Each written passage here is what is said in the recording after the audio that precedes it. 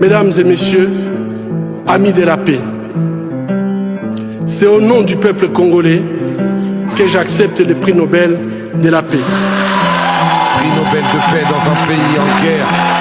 Beaucoup de pertes, toujours la même rengaine. Comme Haïti, beaucoup disent qu'on est maudit. C'est vrai qu'on est émotif, mais tu connais les motifs. Notre terre, nos mères souvent éventrées. Avant tout, docteur, je vous laisse vous présenter. Je m'appelle Denis Mukwege. Je viens d'un pays le plus riche de la planète. Pourtant, les juges de la Cour constitutionnelle de la République démocratique du Congo viennent de prêter serment. C'était dans l'avant-midi de ce mardi 21 octobre 2020 au Palais du Peuple, en présence du président de la République démocratique du Congo, M. Félix-Antoine Tshisekedi Tshilombo, malheureusement en l'absence de président des deux chambres. Donc, Janine Mabunda et Alexis Tambwe-Mwamba n'étaient pas de la partie et un bon nombre des députés du FCC n'étaient pas non plus là et ça fait jaser, vous savez, ça fait jaser. Où va nous conduire cet état des choses? Est-ce que c'est déjà parti pour une crise entre le cash et le FCC, les deux partenaires? Est-ce parti pour une crise institutionnelle entre le président de la République et le Parlement bicaméral, vous le savez bien, l'Assemblée nationale et le Sénat? On va en parler tout au long de cette émission. Donc, on va vraiment parler de l'actualité. Je suis accompagné de Madame Lucie Tabouala Kayolo Kibangu, ma consoeur de tous les jours, co-présentatrice de cette émission. Lucie, comment ça va? Très bien, Guilain, et toi-même? Oui, on s'accroche au rythme de la prestation du serment des juges de la Cour constitutionnelle. Alors, pour justement décrypter cette actualité, aujourd'hui, de façon spéciale, c'est sur demande de nos invités, vous allez les découvrir tout à l'heure. Cette émission va se dérouler en lingala pour une compréhension plus élargie, même si moi je dis toujours que en République démocratique du Congo, tout le monde comprend le français, même ceux qui n'ont pas été à l'école. Bon, lorsqu'il faudra s'apaisantir sur certains termes techniques, mais là, je reçois sur ce plateau Serge Ouello. Il est secrétaire national en charge de la jeunesse et SIDE, je le salue. Serge Ouello, n'appelle Mbote Ndeko. Mbote, bonjour, na sepeli mbala liboso koyambangai na émission na bino kitoko. Vraiment na ibiki tokoleka émission kitoko. Voilà, merci beaucoup. Topé Sipé Ndeko Bruno Kalonda, au Azali, secrétaire exécutif et SIDE Suisse. Na habitation à présenter au Mabé. Exactement, Ndengo Lobi, Azali, secrétaire exécutif na SIDE Suisse. C'est moi les yeux et les oreilles de Martin Fayoulou, le président élu en Suisse. Voilà, merci beaucoup. Ndeko Tobandi na yo Ndeko Bruno Kalonda. Bolandi na bilili na yebi ke bino bokendaki te bolandi na bilili ndenge bandeko ba juge to bazuzi o to bengi bongo na lingala ya cour constitutionnelle ya sika o ndeko Félix Anomaki Misatu ba prêter serment ndenge balobaka balapi ndai au fait liboso ya président de la République démocratique du Congo Azali Félix Antoine Tshisekedi, mais bandeko ya FCC bazala quitté président ya Assemblée nationale na ya Sénat bazala quitté ba député à FCCP bazala quitté appréciation ya SIDE ezali nini? Vraiment merci beaucoup Ndeko pona malobo pesingai. Nga kombo na nga Guilain Boba. Merci beaucoup Ndeko Guilain, vraiment merci pour la émission yo et nous c'est pour que ezoli kana lingala po bandeko ba yo kabiso malamu. Bandeko kabiso malamu. Makamuzeko le kalamboka oyo ezali pasi pe mawa mingi. Nyoso wana ezali à partir ya manque de légitimité. Ils ont même sorti notre sikoyo. Ça fait 2 ans déjà depuis l'élection les kalamboka oyo. Tolobaki que non, il y a crise bato ndi maté. Crise ezali il y a bato ndi bazo créer yango pour ba distraire ba congolais la situation essentielle. Ba congolais bazo mona pasi mingi. Même sur la distraction est belle. Déjà, il y a le M. Tshisekedi qui a renommé le juge en violant la Constitution. Nous l'avons dénoncé ici. Les lois qui sont dans le Parlement, ils ont dit siège, il y a Parlement. Comment il y a siège, il y a Parlement? pas au bazo représenter de comme la tête bazate au bengi bato a IDPS ba koti na kati batondi bazo ko yemba même hymne national ya IDPS na kati assemblée nationale Hymne ya parti. hymne ya parti na kati assemblée nationale vous mo ndeko parce que mboka zo kende Tepe kisami koyemba hymne national na kati ya assemblée nationale na assemblée nationale c'est l'hymne national qui yemba makuna. Et puis c'est fini, pourquoi il m'a bloqué à partir il est mais banzembo monsieur yemba à l'Assemblée nationale même sous Kabila ezaki des places à hymne national mais bateau ba eko assister il raïs animation quoi animer peut-être parce que dans la strade bazalaka mais boyembi nzembo na bino o boyemba tango ça la partie boyembi ya bino ya parti na bino donc l'Assemblée nationale et comme il y a classe politique moko boye hymne national na biso yembami te national yembami et puis ba yembi ya bango ya parti problème te eza problème te est-ce que eza la cadre d'ambiance parce que mutazo diriger mboka lelo aza mutaye de peste ndeko Bruno mais akata ba yemba to boy te ba yemba l'Assemblée nationale les hommes mabso na ba distraction pendant qu'il y a des sujets beaucoup plus profonds ba ko le bela ou les mabso na ba distraction bongo na onyo sur l'équipe lelo bino ba pantima na bino le peuple a gagné quoi dans tout ça? Ils ont résolu quel problème pour les Congolais? Hein? Donc ils veulent nous amener comme si tu as les sociétés, il y a des distractions, il y a bango mi balé, suite il y a accord secret au Congolais éviter. Qu'est-ce que les Congolais veulent savoir aujourd'hui? Donc c'est ça que nous ne voulons pas. Voilà, merci Ndeko Serge Ouelo na Pesio Maloba. Ndeko Bruno Alobi prestation et serment à juge constitutionnel et ça quand même constitutionnel il faut pas prêter serment bala pandai liboso mokonza mboka mais Ndeko Bruno azoloba ezali distraction yopé ozo partager maloba na ou bien Gile omoni na mboka oyo tokoma na niveau ya ko sakala na peuple te sakala na population te Kongola moni pasi Kongola zo souffrir sikoyo depuis Fidel Bayawa, aux yeux de la partie orientale, la femme violée, vie et sous-souté dans le Congo. Tout ça, parmi les derniers dans la liste de la communauté internationale, ils ont établi. Oh, ils ont les kawana. Tous les gens il y a nomination à juge. Mais Ndeko Félix Tshisekedi, oh, ils sont censés, oh, ils sont moine biologique. Il y a grand esprit Étienne Tshisekedi Wamulumba. Ou la personne qui ne cessait de répéter état de droit, état de droit, état de droit, il faut faire d'abord. Ou Ndeko Félix Asali a honoré mémoire à papa Naïté. Nanini.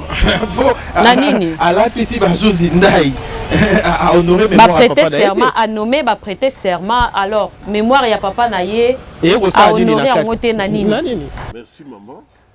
Nous avons très posé. Donc répondre Bino Kalibé. Répondre. Bon.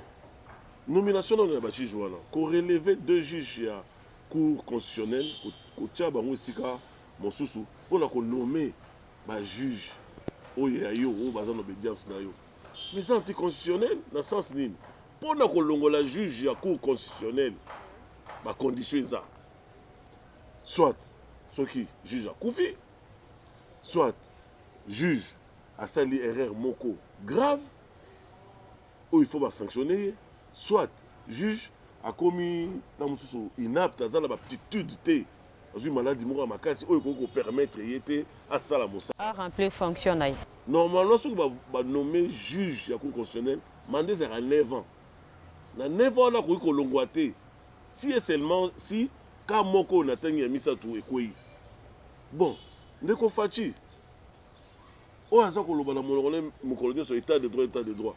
Pour quelle raison a relevé bango a longoli ba juge wana po acha bato mosusu na bato a longoli moto akufite moto azala maladie te rendre ye inapte to aptitude physique pour a salaté et puis mon côté na bango asali faute moko grave ou ya moralité oza ko senga ke moto a longwa bon pour quelle raison a longoli bango eza violation de la constitution yango molaki président Ebi Martin Fayulu moko la liboso azongaka le 22 août, samedi le 22 août, devant la population dans cette terrestre, le terrain Djili.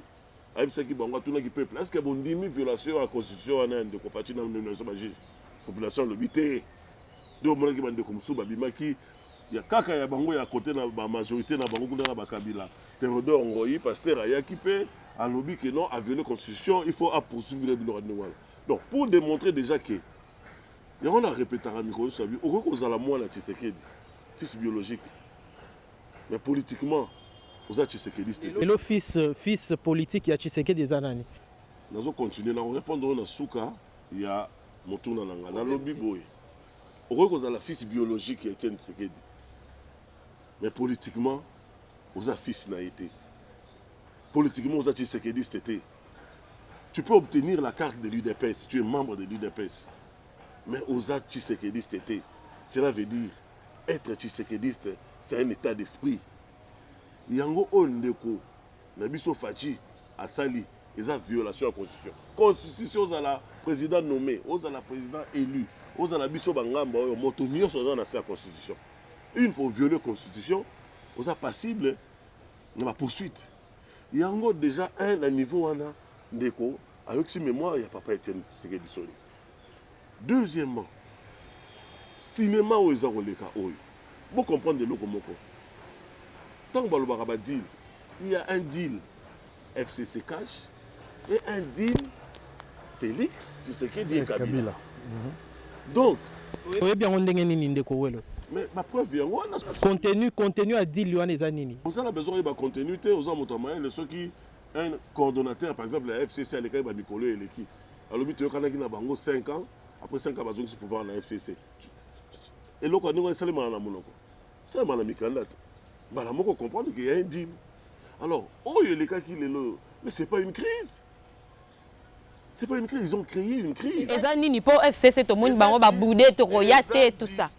Distraction, ils ont une étape mi-balé. Ça veut dire qu'ils ont une dimension mi-balé. Distraction, les bosso, ils ont une. Kabila, Dilna, Félix, 2 individus, 2 personnes. De taliba institution, t'es rien que bango mi balé. Même pas partisan na bango. Ce côté même partisan na bango, il y a cash, baza distrait. Partisan, il y a FCC, baza distrait. Et ça cop de tolobala lingala. Cop il y a bango mi balé. En bon. Ngala royib sao. Mais ça cop na bango biso ba oyo, tout ça. Je vais vous dire une chose. C'est-à-dire biso population quoi, les plus de 90 millions d'habitants. Félix, Joseph. Donc Congo Eza ya Kabila na Félix bango mi balé. On a vu les 2 personnes va prendre en otage. Donc on a Martin Fayoulou pas Aza prise en otage. Aza on dirait moi ni moro la ferme na bango quoi, c'est comme ça. Soit que le président élu Martin Fayoulou en otage, nous avons besoin de nos sangs. Nous avons en otage parce que tu comprends. Nous avons besoin d'otage parce que vous comprendre que vous avez besoin de distraction. Nous avons besoin de distraction. Nous avons besoin de Martin Fayoulou. Il y a un autre qui est pour tout le baboye. Quand Félix Abandai Kolobate Bolobino et Lilingi y a pas président nommé tout ça sikoyo abandi kozwa ba décision à la qui si que non je décide je m'impose. Bon bandi sous ko critiquer. Est-ce que vous avez quand même il faut boyoka. Biso to lobi boy. Biso to cause en distraction là pour tous un esprit élevé. Biso bato toi si ma président élu Martin Fayoulou tous ça to comprenant ba enjeu multidimensionnel il y a bilo tout ça. La lobby bien que deal au basalise, ces 2 individus au va prendre tout un peuple en otage. Non seulement le peuple va prendre après les partisans là bango. Sur Otali, ba Mabunda, Batambu Mwamba. Bango ba boy koyat. Mais baza côté de distraction parce que j'insiste dans le lobby boy. Félix a faire prêter ba juge wana sermenté sans autorisation Kabila. Donc les habilo comme sous Kabila za ko sala au détriment même Kabila est prêt à sacrifier ses propres lieutenants pour conserver Dil Naye. Dil Ango Zanini, yo batela ngai, ngana batela yo. Joue les boucliers de Kabila. Donc, niveau, il faut élever l'esprit plus haut pour comprendre que Félix ne pouvait pas faire ça sans accord à Kabila. Alors, si Kabila, Félix, va distraire, n'a pas partisan dans Bango, n'a population mouvement. Il n'y a pas de crise des abattus dans Bango. C'était pour occulter un vrai problème de la société. Vrai problème de la société, Mikolo et le Kagni. Problème à Minembo. Normalement, les lots, normalement, Parlement, il fallait qu'il y ait un moyen et ils ont une décision sur Roubert. Pas de mettre Roubert ou Azalaki, lobby dans la réunion, il y a FCC. Vrai problème, et ça, vrai problème, il y a S et la balkanisation. Vrai problème, il y a la société. Alors, bilo konyo c'est une distraction. Et puis, distraction, on va victime, et ça, on va bateau, on va Kabila, on va bateau, on va Félix. Donc, pour dire que Oyo Félix Azosala, n'a pas violé la constitution. Mais c'est de la dictature. C'est pas l'état de droit. Alongo elilingi ya pamba comme dictateur. C'est balobi ndeko Félix aza ko plonger mboka lelo na dictature. Bino pe bolobi bongo c'est que boro pesa bande quoi UDPS réseau balobi en sourdine il y a aussi moi deal mo boy entre bande quoi la muka la bande quoi FCC. Dans le sens au Bunginzela, na lobby boy. La constitution de la République n'a pas de couleur. La constitution de la République est au-dessus de tout. Ozala, notre majorité, Ozala biso batouye SID, Ozala batouye en cash.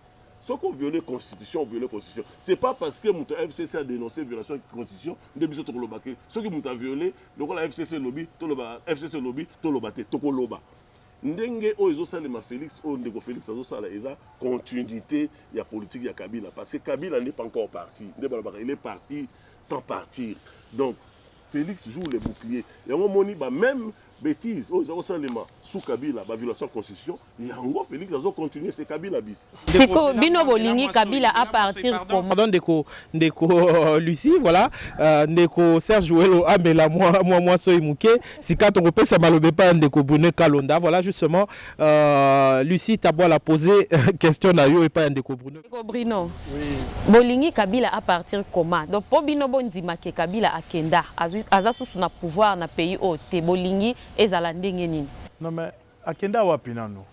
Atika pouvoir? Sous président Mboko eza Félix Tshisekedi. Déjà Mboka na fauteuil carte, parce que fauteuil vandi na président ko déjà na Mboka te.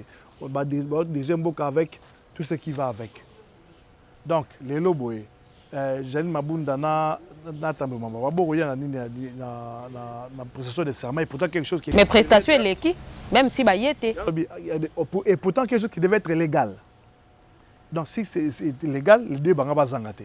Comme bayete eza la légalité. Donc baye na bango pour habiller le président, on prête seulement pas devant les deux. On prête seulement devant le président de la République, ça c'est vrai. Mais fallait ezala pas ya protocole à respecter. Quand le président vient à l'Assemblée nationale, celui qui le reçoit, c'est le président de l'Assemblée nationale. Et l'équipe Bongo Lelo n'a évité. C'est le protocole de celui qui organise. Il y a président, il y a protocole, il y a Assemblée nationale. Les lois, après, ne sont pas, il y a protocole, il y a pour vous dire que non, il y a un sérieux problème qu'ils ont voulu créer. La Baromoko, ni de quoi la lobby, na secret au bazar d'Ango, Kabila na Tshisekedi. Oui, c'est que bisous sur le tour à Okangama. Bisous tout ça Okangama, pas na secret na Baromi Balé. Oh, bah, nous sur le lot à télémère. Na Baromo, il y a IDPS, ils ne sont pas contents avec le secret. Parce que engagé Bango, engagé Yemoko, Msala na Yemoko, na Kabila. Donc le Kabila est encore là. Parce que son nombre plane encore partout.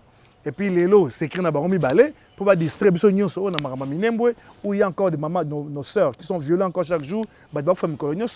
Il avait promis à Kevin d'Akuna. Kasi alobi a sursoir décision wana ya kokomisa Minembwe comme commune rurale. Wana pe mabekaka.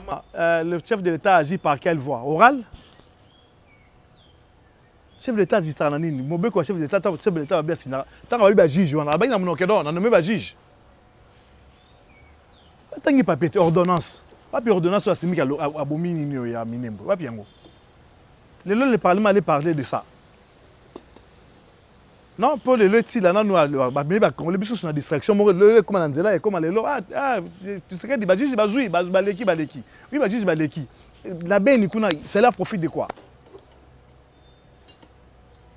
Nabunya ils ont profité bon nani de quel na parlement. Donc distraction na bango ba même sur la distraction ba sur côté nani reste moi biso tozali to la msabato bazaya rolala. Il est grand temps que le Congolais se réveille. Osuki wana vraiment grand pour la question ya ndeko muto ya elingai kozala nini lelo ba juge ba prêter serment te ba lobela makambu ya Minembwe ba yeba sort ya Roubé roi kozala nini ou bien ça fait plus d'une année que le président lui maintenant fallait dire que non il y a crise des institutions. A lui ba to fanda to lobela makambu to loba il y a crise.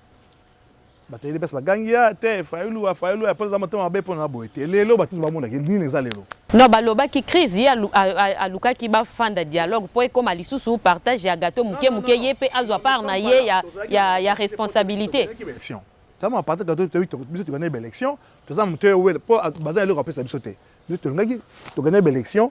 Donc, nous avons pour qu'on prépare des bonnes élections anticipées même. Tout le qu'il y a crise. Que non, suite à la crise de la légitimité, il y a tout fan de tout le monde. Surtout, nous avons limité. Mais les lots, crise est exacte. Ba créer un tout, ba créer un autre. Sikoyo, selon Yon de Bruno, crise au Mabiso na nini, na éclatement, il y a coalition. Et on Mabiso na nini, na bandeko ya parlement, ba attaquer président de la République. Et Rosala, qu'est-ce qui peut se passer, Mabino en tant que visionnaire politique? Maintenant là, c'est pas ce que crise que m'a battuté, mais batnelo konini. Les Congolais gagnent dans tout ce qu'ils sont en train de créer. Tout la rame terrain parce qu'ils sont là au pouvoir, ils doivent regarder pour les Congolais.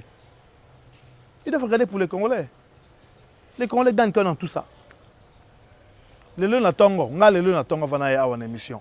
Je sais pas si moi en train de vendre le matembele na mutu. À côté. Les alikambasikatin. Tout ça matembele te moi il faut que classe, pas nous que classe. Maman bien que te ka matembele na classe. Mais classe ils fait fallo que te maman le bi le longa la te que là parce que papa qui na beni, abenga papa benga raté. Parce que c'est normal bilo raboy. Nga zo bande ba na o wana mike bongo. So avec classe ils fait donc pour occuper maman a s'occuper pour moi tant azonga relève. Moi a te ka so bloc on a te. Donc regardons pour eux. Oh, bango bali bazo sala, ceux qui au simbela bango nini, ils ont triché. Ils ont résultat tricherie na bango. C'est pourquoi nous avons dit Boya Tofanda, on va réparer pour que le Congo avance. Le Congo n'avance pas. Et pourtant tous ont asima. Tous ont asima bande so bo monate. Ndeko welo. Nazongeli o mwa muke ndeko alobi yes derrière cette crise azomone lo mususuté eza seulement ou eza kaka bonheur il y a peuple congolais. D'ailleurs à autre cet exemple il y a moi dans l'autre kama tembele yo commentaire nous anini par rapport il y a question te poser réponse il y a collègue nanga camarade nanga Bruno ils ont un cadre il y a vision puis mission il y a biso parti na biso décidé engagement pour la citoyenneté et le développement mais vision na biso ezali bâtir un Congo fort pour donner l'opportunité à chaque Congolais d'améliorer les conditions de sa vie. Mission Nabiso Ezanini, c'est de trouver les solutions aux problèmes de la société. Finalité à gouvernance, c'est trouver des solutions aux problèmes de la société. Tant que nous lobby à monument nawana, ça n'y est pas si. Donc réponse déjà dans le cadre de la vision. Il y a le président du Martin Fayulu, le projet de société, ils ont se résumé à investir dans les citoyens pour développer le Congo. Donc, on a maman, Salaki, signe de Kolanga, et l'Okomoga, l'Obike. Non, il y a une proposition pour Bino Pebozo. Alors, pour Bozo, moi gâteau, et Zalara, bon, tu veux bien un dialogue sous le Congo. Proposition a sorti à crise. Il y a le président élu Martin Fayulu m'a dit. Et c'est clair, M. Lobiboy. Il faut que toutes les parties prenantes, ça veut dire la MOUCA, FCC, société civile, Onyo Sobolingi, tous se retrouvent autour d'une table. Parce que c'est le Kamamboka, c'est le Kamamboka, institutionnel, député, corrompu, nommé. La crise, le mal est profond. Il faut que toutes les parties se mettent autour d'une table. Pour mettre en place au Tobengi, au Conseil national pour les réformes institutionnelles. Au Conseil Ouana Biso Tolobibo. Biso Lokola, Tozo Luka Moussalate, Tolobi Magma gouvernement et Bisoté. Proposition à président du matin, ils ont été que nous avons un poste ministériel. Biso Tolobi. Mais le portefeuille, Tozoa.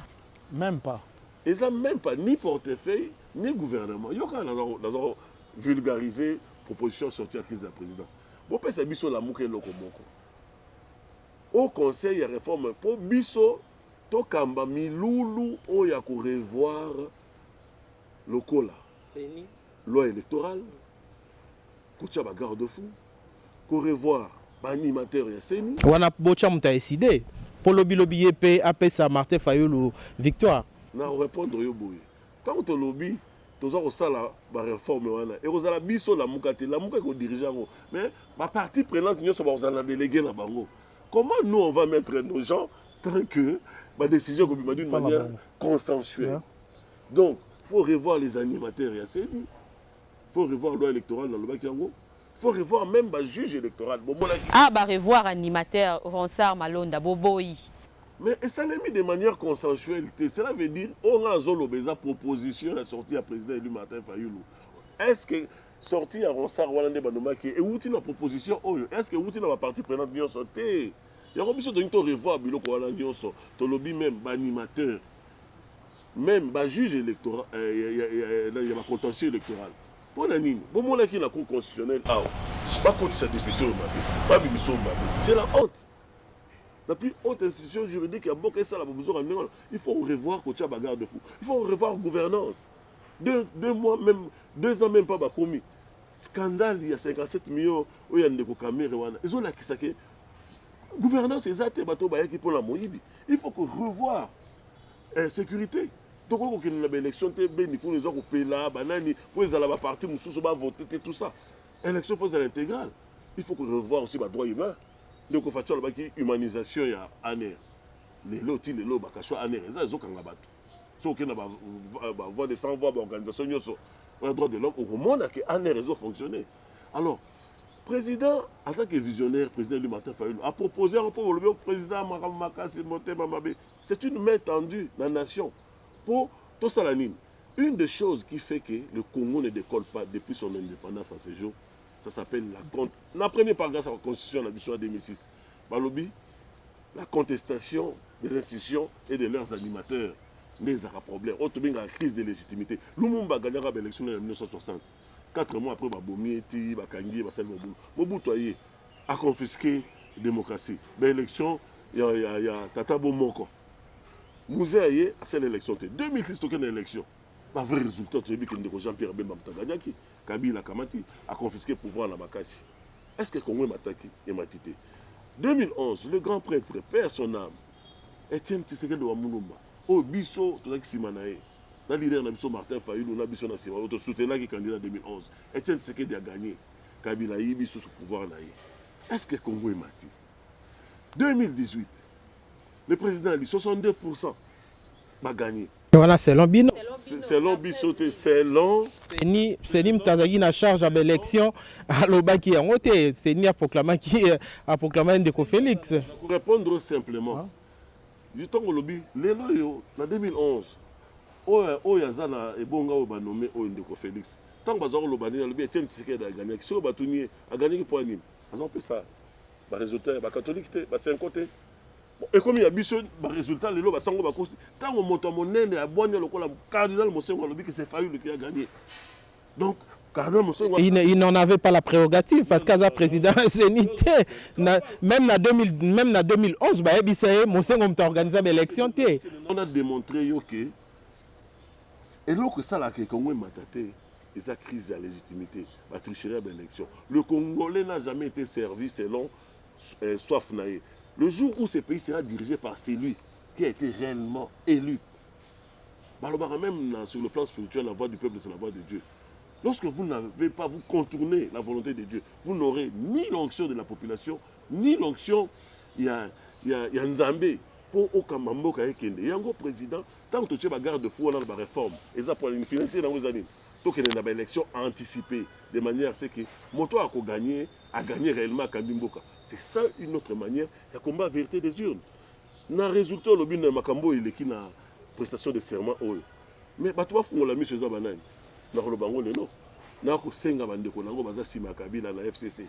Dans le Bandeko, dans le Baza Sima Tshisekedi. Dans la cage. Pour faire la mise. Parce que vous avez des dindons de la farce. Oh là là. Pourquoi dindons de la farce? Limbola yango malamu na lingala parce que dindon de la farce. Cela veut dire que vous êtes victime de la coopération ya batumi balé.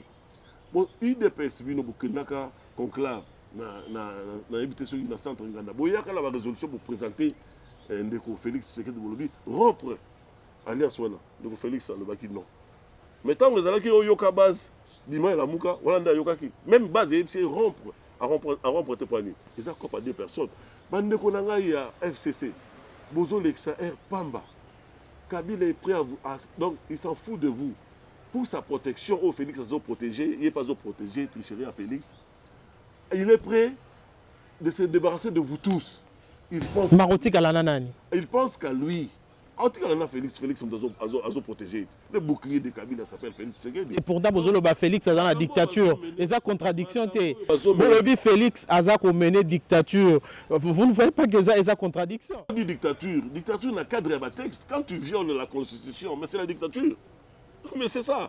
Voilà le cadre à texte. Mais Félix joue le bouclier de Kabila et Kabila protège la tricherie électorale au MMA qui Félix dans la présidence. Voilà. Donc, pour dire clairement que... Chuté par là, pour Toto Zopen de Bruno. De la farce, ils ont partisans à Kabila. Mais il faut pas ça la nini. Il faut pas ça la nini. Après, ceux qui vont comprendre la faire miso. Barossa à nini après. Que ces deux personnes sont capables de les sacrifier tous. Alors, Bisso, Nassima président, et puis Martin Fayulu. Derrière le peuple congolais. Pour le Lomokili, il a qui c'est qui a ça visionnaire. Tant qu'on a une proposition de sortir de crise, tant qu'on a une crise, la légitimité de Tembe. Bochaki Tembe, les lots pour vivre la création et la crise. Parce que la crise, ils ont créé entre Félix et Kabila. FCC a acheté, ils ont créé crise pour occulter les vrais problèmes. Il y a société où ils allaient partir est, violation à femmes, rapport au mapping, où il faut tirer tribunal pénal international. Il y a un vrai problème, il y a Congo, il y a Rwanda. Et ça, distraction, Kabila, na Félix, au théâtre. Félix ne pouvait pas nommer les juges. FCC Kabila. Félix ne pouvait pas nommer les juges sans encore Kabila. Ils s'en foutent de vous. Merci Ndeko Serge Owelo. Voilà pour vous qui venez de nous prendre en cours émission il y a les loto yambi bandeko mi balé bandeko au bazali bakambi à parti SID zali parti il y a Ndeko Martin Fayulu au bango babengaka président élu. Donc Serge Owelo Azali, secrétaire national chargé à jeunesse, il y a SID, et puis Ndeko Bruno Azali, secrétaire exécutif PASID Suisse. Voilà, donc Toyambi Bango Lelo, Potobeta, Lisolo, na makambo etali mboka, parce que biso mboka ezali passion na biso. Mais na lingi tokota na muke na dossier na chapitre ya lamuka. Mais avant, tokota na muzindo, il y a makambo etali lamuka. Je voudrais un peu poser une question par rapport à marche. Tout le monde qui et les qui na ba réseaux sociaux, bandeko, bon marché.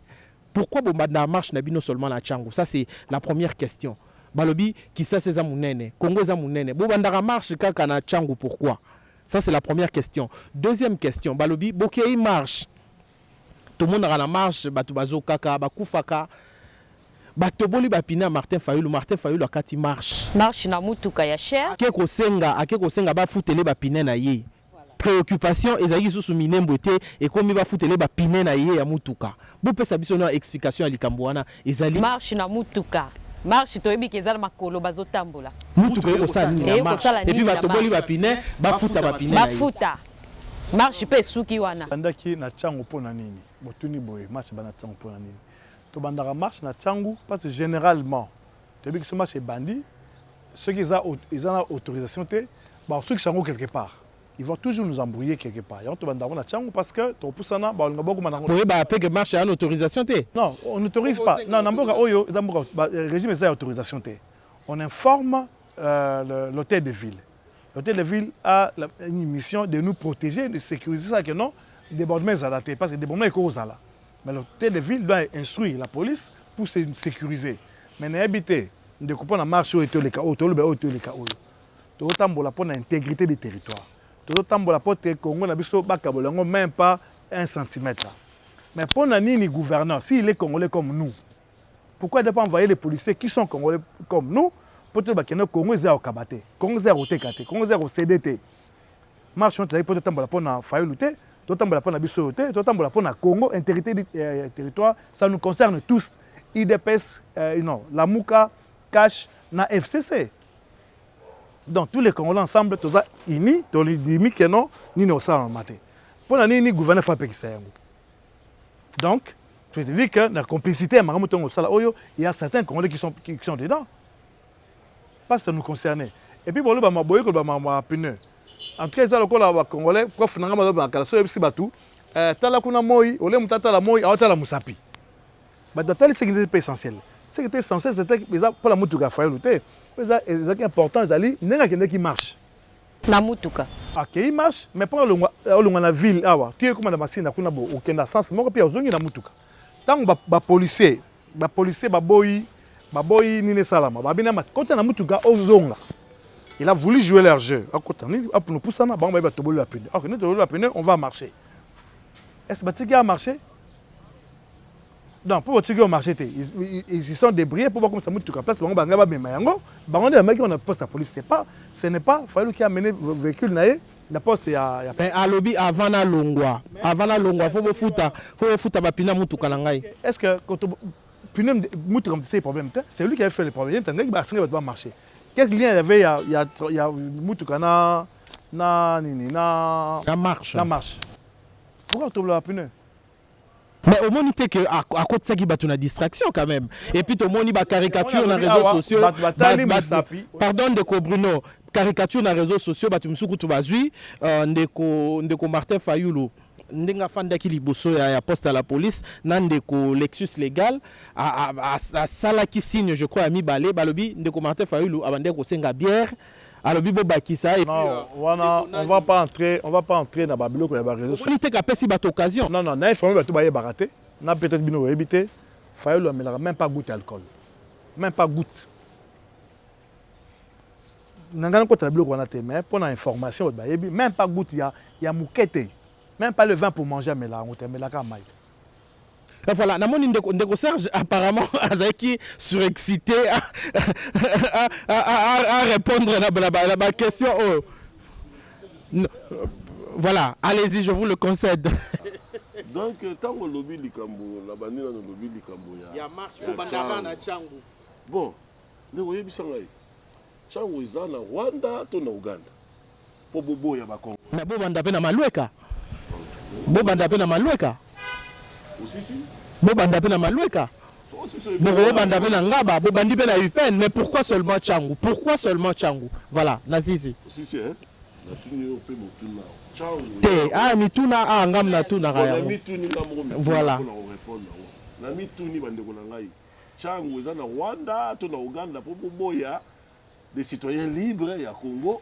Ça la plan na bango itinéraire na bango ba pour na place non mais et puis le comme ça avant la baksa marche na bandaka caméra ndeke na eke kuna na Tchangu mais marche bandaka ba kuni ebele to yakutana quelque part mais ce caméra bino ke na Tchangu kuna mais o bazo tanzela ngaba bomoni bango te ba utaka ngaba ba kebo sanga na Tchangu boboye continuer ndeko bunom takati maloba ngai te bisote na mama Lucie Tchangu yango bozolo ba Tchangu eza na Rwanda to na Uganda po boboya ba citoyen simple congolais oyo ba komaki mukanda ba informer autorité provinciale ba pesi na itinéraire o bango ba balingi eza lisumu ko banda marche place oyo motema na bino lingi article 26 ya constitution ngala biso tozonga na constitution ezo permettre congolais nyoso a manifester place ya lingi asa l'itinéraire o ya lingi azu information apesi en autorité de la ville. O biso to sali mukolo to bano bandana kanluka bokolo ba pour la nini ka kanluka to yebi baninga fende ba raison mukolo to bano bandana kingabwa bokolo banini pour la nini na kingabwa donc question na zombo na ngoza na sens te pour vous dire vrai parce que Tchangu eza na Congo eza na Kinshasa choix ya ko sala itinéraire et dépendaka na parti biso parti na biso to lobike to bandana Tchangu bon ya bino wapi deuxièmement au lobike président marche tambola na makolo bolingi même bon pesa biso bo imposer biso modèle ya ko tambola so ba msu batamboli makolo président telme le 19 septembre 2016 tant que président azora projectile na motu na ba policier à Kabila yebisa ko opposant na histoire à Congo azora projectile na motu pendant manifestation projectile bukangi monoko président ezaka na makolo to na jeep ko so na ngai ndeko to so na te na lobby tango azoka projectile na motu yango abangi siko ko tambola te na lobi eza yango na cette fois fala tambola mutuka comme makolo to na nen tango ba policier wana batelimisaki bomolaki ba image atikaki na mutuka to akitaki na se boyebi sanga akitaki na se te affrontaki ba policier wana corps à corps ou pas na ba image papa tout le makambu siko makambu ya Pinet président de la République élu selon bino aki ko réclamer quand même Pinet mutuka ndeko welo ata yo moko vos réponse au président élu à salaki wana ba benga leçon parce que biso et c'est de la partie à civisme topesi message na Congolais ayebaka badroit na badevoir na ye. Policier aza na droit ya kobotolo na manifestation policier koma shida. Jour à manifestation policier basepelaka. Pour profiter bakangi. La police quand même, c'est la police de la République démocratique du Congo. La police de la République démocratique du Congo, police nationale, ou en général Kassongo. Pas de l'opprobre sur la police, s'il vous plaît. Je parle de la vérité. Il ne faut pas confondre l'opprobre et la vérité. Parce que j'ai des cas, j'ai répertorié des cas. Je suis le secrétaire national à la jeunesse et au mouvement citoyen. Au tali manifestation, c'est moi le responsable. Au lobby, tu vas se quitter. Au lobby,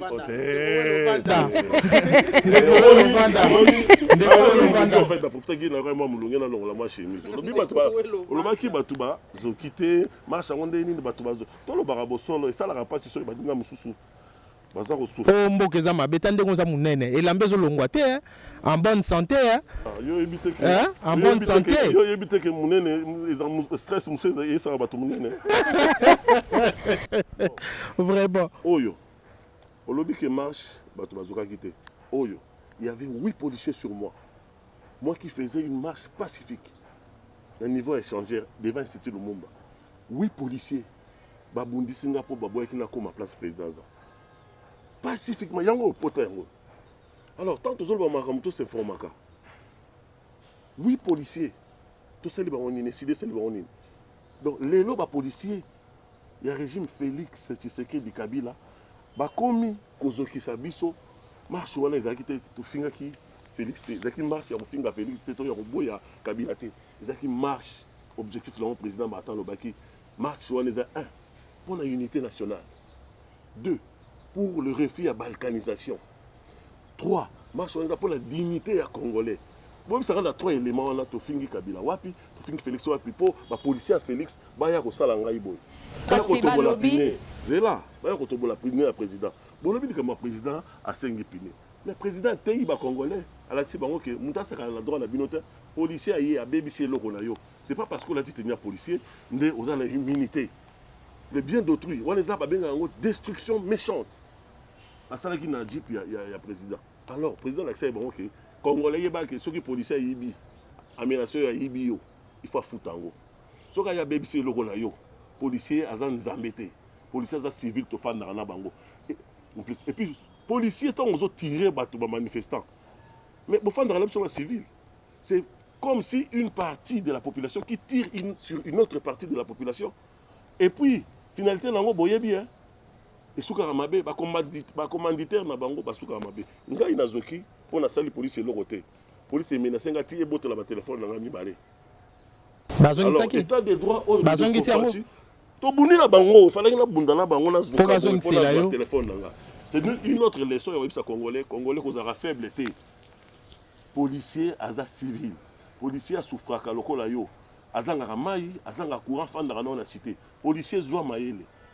Tango ye autobus primaire ya président élu na rana ye président élu aza zoba na binote oyo bo sale shida alaxi congolais oyo ba droit na yo policier a boto le loko pour réclamer wa BBC voilà merci voilà yango zo permettre bisoto le cas na chapitre mususu otolobaki dossier à la muka ndeko Bruno Kalonda problème nini ezali entre président Martin Fayulu na ndeko nae Adolphe Muzito balobi bazoyo kanate remise et reprise ba annoncer un jeudi ezalate ba annoncer mardi ezate ba annoncer ce qui samedi ezati dernièrement tout le monde remise et reprise entre bango mibale on a même dit que bazako welela soki makambambongo soki qu'est-ce qui se passe entre Muzito na Fayulu est-ce que bazama la muto ezaka ka ba radio trottoir mais wana eza ba réseaux sociaux mzo koma yango bomonaki bolandi bino moko remise et reprise salamaki bolandi na marche il y a mais après puis qu'on le belé remise et reprise wana basé plusieurs fois remise et reprise c'était pas parce que le 2 ba yo ranaté non ça c'est ezaki bongoté ezaki parce que na temps remise et reprise il fallait attendre un texte le texte devait être signé par le 4 dirigeants à la Muka président Jean Bemba président Moïse Katumbi lui-même le président élu Martin Fayulu na le premier Adolphe. Bango 4 ans, il fallait signer un document. ils n'étaient pas encore d'accord dans l'article M6 où il y a document faut pas signer. Net ba yokana ki na noté, yango ba mo ba changer changer ba date. Alors tant ba ko yokana ko se mettre d'accord que non bon tout ça là que non tout ça la pression pour que tout ko réussir que tout ça la réforme il y a institution, il y a CENI, il y a cour constitutionnelle, il y a service de sécurité, tout ça là en dehors il y a des institutions, mais bon 6 mois, tout ça là c'est quoi les 3 mois des années qui avant et comme ici ils se sont mis d'accord, les 4 ils ont signé les documents où ils ont l'information partout. Donc il n'y a pas un problème. Sur les réseaux sociaux oui, il y a un problème, mais dans vivant en tout cas, il y a un problème, ils s'entendent bien les deux. Avenir et à la Mouka. Eza Lengeni. Avenir à la Mouka, c'est pas, il n'y a pas un chef dans la Mouka. Il n'y a pas un chef. Quelqu'un qui va dire que non, ça c'est bleu, bleu pour tes pembe. Et c'est des plateformes, c'est là qu'il y a des plateformes électorales. Des plateformes électorales. L'élection, les cas ici, même tu sais que dit le Vital, Balongwa.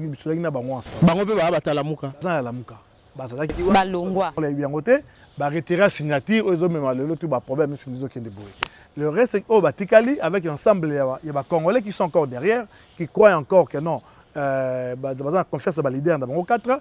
Oui, bien sûr, ils sont démocrates, chacun a son point de vue, mais ils doivent toujours à se mettre d'accord pour publier des textes ensemble. Donc, à venir les alliés, toujours au Bunda. Ceux qui réforment le Salama, et vous allez chaque parti, et bien, chaque candidat, chaque parti, ceux qui réforment le Salama.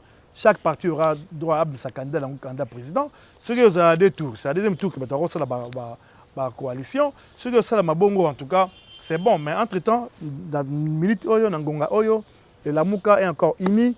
Na peuple congolais, nous sommes en ciment, Songi déjà, ils ont bima que non.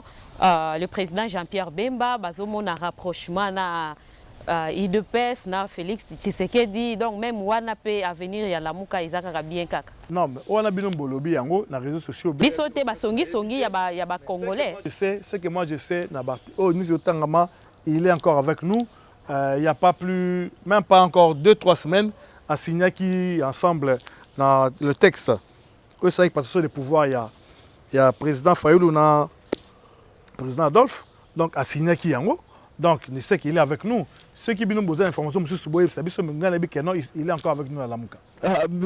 Ndeko Kalonda, ça c'est une question. Dans poser question parce que Nayo Kararon Mingi. Na minoko ya bandeko baza presque tout le baba détracteur na bino ba contradicteur na bino. Babengara la Mouka. Association des Pangistanais. Pourquoi Adolphe Mozito a ça tout le temps dans Martin Fayoulou? Parce que Bangomi Balé Baza Bata province Moko. Voilà pourquoi Bazoloba Bino Boza Kosa la apologie à tribalisme. Boza Kosa la apologie à haine. Je ne vais pas entrer dans la jeu parce que c'est pas question l'équipe Makasso qui m'a fait. Non, Pangistanais, non, parce qu'ils sont ni Moko, wana bilon bolobi yango. Ngana na Fayoulou chaque jour. Je suis la Mouka, je suis de l'ECD. Est-ce que tu as une région montée? Dans une chose que Masolo a le tribalisme, mais sur une ECD, président Azor Général Bandou, secrétaire général Nabiso, Azam Moussonge, vice-président Nabiso Maman Louaka, Moutamaniema, Maman Nabiso, député Charlotte Marcel, Moukongo, Yé Ozomona, représentant ECD Suisse, Bruno Kalonda, Moulouba, représentant ECD Allemagne, Jeff Ndouboula, Moulouba. Représentant de Nabiso ou ECD Belgique. Donc ils ont la calomnie, ils ont soloté. Oui, ECD dans la diaspora, ils ont le Congo, Équateur. Donc ma solo là sur le tribalisme, na ECD, voilà, malheureusement télévision Zangonga, nous sommes obligés vraiment de mettre un terme à l'émission parce que nous n'avions que 50 minutes. Donc Bomoni tellement patient beaucoup Zamakasi, on ne s'est même pas rendu compte que tout ça lit déjà 50 minutes. Merci beaucoup, c'est sur cette note que nous allons mettre un terme à cette émission. Lucie Lucie Kayolo Kibangu, je vous dis Kayolo Azaba Kombo Belé, hein. Lucie Taboala Kayolo Kibangu, voilà donc c'est ça son nom. Natondio Botondi par rapport à la présence Nayo parce que vous êtes ma complice de tous les jours et puis Natondi Ndeko Welo, Nandeko Bruno Botondi aussi. On avait besoin de Matoyo Kabino Sousou, Boloba et pas à Congolais malheureusement, télévisé Zangonga. Donc, Mesdames et messieurs, amis de la paix, c'est au nom du peuple congolais que j'accepte le prix Nobel de la paix. Prix Nobel de paix dans un pays en guerre. Beaucoup de pertes, toujours la même rengaine. Comme Haïti, beaucoup disent qu'on est maudit. C'est vrai qu'on est émotif, mais tu connais les motifs. Notre terre, nos mères souvent éventrées. Avant tout, docteur, je vous laisse vous présenter. Je m'appelle Denis Mukwege. Je viens d'un pays le plus riche de la planète. Pourtant,